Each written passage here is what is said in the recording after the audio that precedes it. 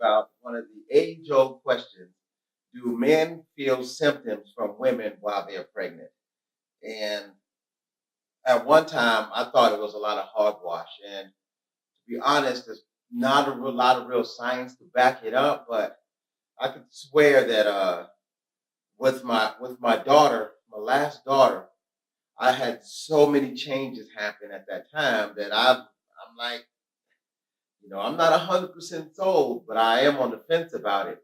'Cause I remember at that time I didn't eat like anything real hot, and just things changed right then. Because I went from I love hot food. I mean, if it said like you need a signature or something like that to sign for it, I'm like, I'm gonna try it. When we go to Thai restaurants, they'd be like, yeah, American hot. We want Thai hot. plus Plus more. some more.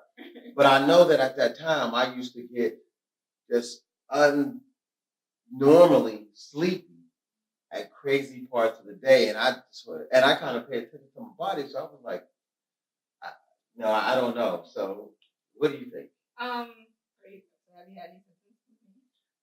This is one of the reasons why we actually brought that up today. I don't know about symptoms, but I do know that I've been unnormally tired. If that's a word, unnormal. But we'll let it go for this video. So last video I was like 11. We thought you was 11. You might have been 12. So we had an ultrasound recently. So I'm 16 weeks and 3 days right now, and the symptoms I've experienced have been nausea, tiredness, maybe some moody. I was just about to say, I'm going to say moodier. Here. I don't know that stuff. I'm making that. I made an extra to moodier. So I'm kind of a veteran, so I get it. I understand a little bit, but I think what else? Really just tired. But you haven't thrown up yet. I haven't. Just once. Oh, you did? Just once, and that's because I think I waited too long to eat, and I did eat. I scarfed that burrito down. So that's other than that, I have not experienced like morning sickness or like people throw up, people can't food aversions. I've had some food cravings. Nothing out of the ordinary. I know a lot of people talk about pregnant like because of ice cream, nothing like that. You're just getting started though. That's true. You might have some. I have craved some other things, but I haven't got them or anything like that. You've been craving chicken. Chicken, not just chicken, but Korean fried chicken. And the thing is that I don't know if you guys don't know, but we don't eat meat.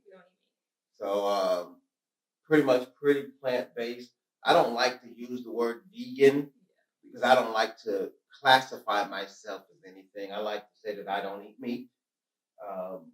If somebody want to call it something. Yeah. So what I'm not going to do is I'm not going to get mad at somebody else being happy. That's true. So, but the baby has not had any meat. But that doesn't count. That's pea protein. But the reason I'm saying that is because we're talking about the man experience. Yeah. Symptoms, and there's been lots of reports that men do experience symptoms. That's got a name for it, right? Yeah, Cobain syndrome. And I don't know if you saw our last video, but I'm a behavior scientist, and he's I'm an empathic spiritual scientist. I'm just a studier and a learner, and just a being that's trying to be. Yeah, and one of the things we said on this channel is we want to talk about things. We want to bring science. We need some empirical evidence. Behind it. So, of course, a lot of research on Cobain syndrome, which is also known as sympathetic pregnancy syndrome for it. And there's not enough studies on it, but one thing I can say is it is not a recognized medical condition in medical field. But it could be something as what they call psychosomatic, where just in your mind, and as they classify Cobain syndrome, is basically saying that you have a connection or caring with the person that that sympathetic connection can make you manifest certain symptoms. But it also could be stress, and I get it. And stress is initially, you're being a father, just being with that person you care about, see them going through change. Just being a man, knowing that this is a big thing. and you are trying to make sure that you have as many things in place as possible. And if you're a man like me, I want to have everything in place as possible, but I still need to be able to keep doing other things that need to be done. And I'm just not really good with succumbing to pressure, but it doesn't mean that that pressure doesn't exist, and it can manifest itself in all types of other symptoms. Yeah. So yeah, and some of the symptoms that men who experience this get are weight gain, tiredness,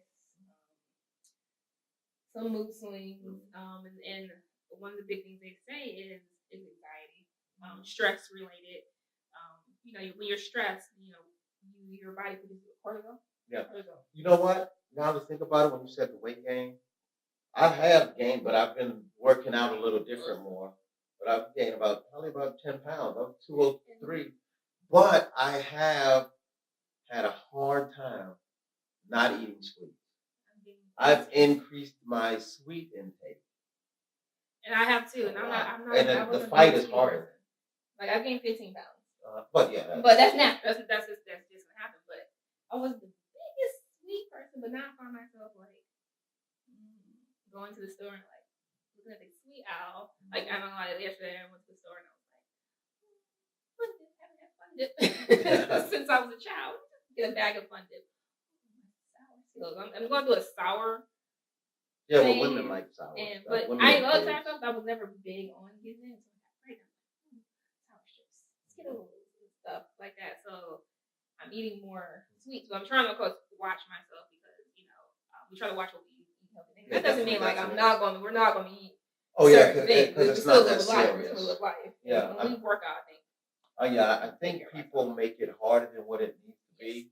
But back to what we were saying, though, is I think that when you do have a caring and a connection for the person, it's very easy for you to potentially have certain symptoms. But stress, like you say, can cause a whole lot of things. So I think that if you're a man and you're feeling things are out of whack, don't deny it to yourself. I believe awareness is the key to all change.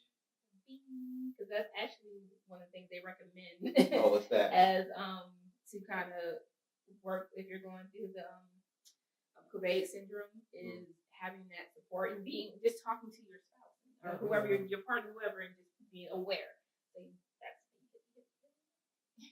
It's a lot of this stuff. I don't want to say is common sense, but understanding your body, communication. Figuring out when something's not right and what to do about it. And then also, like I said, being just understanding, trying to be compassionate. Because it could be difficult, especially for new fathers that don't even have an inkling of what a woman goes through, what her body goes through during pregnancy and hormonal wise, and to be able to have a certain amount of compassion and understanding. And I hope that anybody that actually knows a young man that is going through pregnancy, maybe his first time or even his second time, if he's not aware, that they share this video to them and understand that it does take compassion to be able to understand, because the average person that doesn't know too much about anatomy, you're not going to really have a clue on what women go through. And I know about anatomy, and I don't really have a clue what they might actually go through inside pregnancy, but I just try to be aware and try to be understanding. And when you operate from a compassionate place, you don't have to know all the details to be able to. Oh, you're just trying to make it feel good. No, don't stop. Don't stop. Don't stop. But yeah, so do you have anything else to say about that? About the Yeah, or any advice to give? What you said. I also recommend maybe for women. For women, know your spouse or your other and watch them. Just like they're watching you, watch them, because you can kind of pick up on those changes in their mood, or if they're exercising, they're tired a little bit. Go exercise. Sometimes women might not consider what a man is actually going through while they're pregnant, because they might figure like, I don't know what you're going through. But, a man has a certain thing to prepare for, a certain thing to get ready for. And, it's not the same pressure as carrying a child, but it's a lot to being able to say, I need to make sure that I'm in a place to not just be here when the child is born, but do the best that I can to help prepare the child to be able to not just survive in the world, but to be able to make a killing. Because that's what we're about. We don't want just a regular, average baby, child, adult, get a participation award just for being around. You're so special because you are whatever. Nah, you're going to be special because you're going to do special things, even though it will be with day one. But you did make a point. Just like with people getting married, the focus is always on the woman in her day. With pregnancy, a lot of the times it's the focus is on the woman and the baby. But baby showers, we get gifts, we have appointments, we get catered to. I know I'm kind of liking it because when somebody gets a little bigger, I get a little more better treatment. But a lot of times the focus is not actually on the male, and like I said, it takes two people to make a baby. So you have to really think about that unit, whatever relationship you are in. So a lot of times they don't think about the male and what he could be going through. Another thing they recommended was having as a woman, getting your partner involved in classes, because that would actually reduce some of the stress that they're going through. Because you might not know about breastfeeding, about changing your body, about unfortunately the average young black man and stuff like that is because we're black, as we talked about already. They seem to think that they don't need classes, but we'll talk about that on another day. I want to get back to one of the points we were talking about the exercise. Smart exercising is one of the best things that you can do to be able to ease pregnancy. Exercising together is, for me, is one of the best things that you can actually do as a unit, because now it's like investing in your own longevity at the same time. And for me, being pregnant, us working out together, not only is it investing in ourselves and our child, but it puts me in a very positive, good environment. And we'll talk about more in another video about your environment. You wasn't feeling good this morning until we actually got it. Yeah, no, I wasn't. I didn't know I want to go to the gym. Matter of fact, when we were doing the warm up, I was. I must have been feeling some of them symptoms too, because I was like, I didn't want to do it either, but that's part of establishing a healthy routine and everything. Oh yeah, by the time we were in it, and my energy level today has been. Yeah, and that might affect mine. So hey, that's a good part of the symptoms. So I guess we just wanted to come back in real quick. We're going to be uploading a little more regular videos here. We just had to get a few things together with our change. We're going to talk about how we eat, why we don't use regular toothpastes and soaps and things, anymore. Why we try to even watch the water that we have. Why we read. Why we walk. Just weekly updates about what my body's going through, with baby and changes, especially for people who are trying to get pregnant or people who are first time moms or just found out they're pregnant. And you have the moments where kind of like worry, and you're like, what's this week, or what's going on with my baby this week, and just some techniques you can do to kind of like help with that development. Through the womb. The child. We have a lot of things we're going to talk about. And don't be surprised in a couple weeks or months from now we're in a whole new setting. Yeah. As well. I want going to be in my office, so we're going to set her up. Sometimes we do some in the office. Yeah. Another thing we're going to have is actually some different steps to actually take when you're going through certain things and stuff. Like I said, she is a behavior scientist, and I'm very strong on personal development. I do marketing for money, but I believe my legacy is going to come through helping other people become the strongest and best, happiest version of themselves. Click subscribe. Oh yeah. I definitely click subscribe because we're definitely going to be on posting more, especially as it gets warmer. We can get out and about. There's so many things to do, travel. Bring the baby overstate. The baby actually has gone overstate. Actually, recently just did a speaking engagement in Tennessee. Baby farm, yeah. As a woman in behavior analysis conference, I actually got to be a panelist on, and it was phenomenal. And I had some products coming out because of that. Because everybody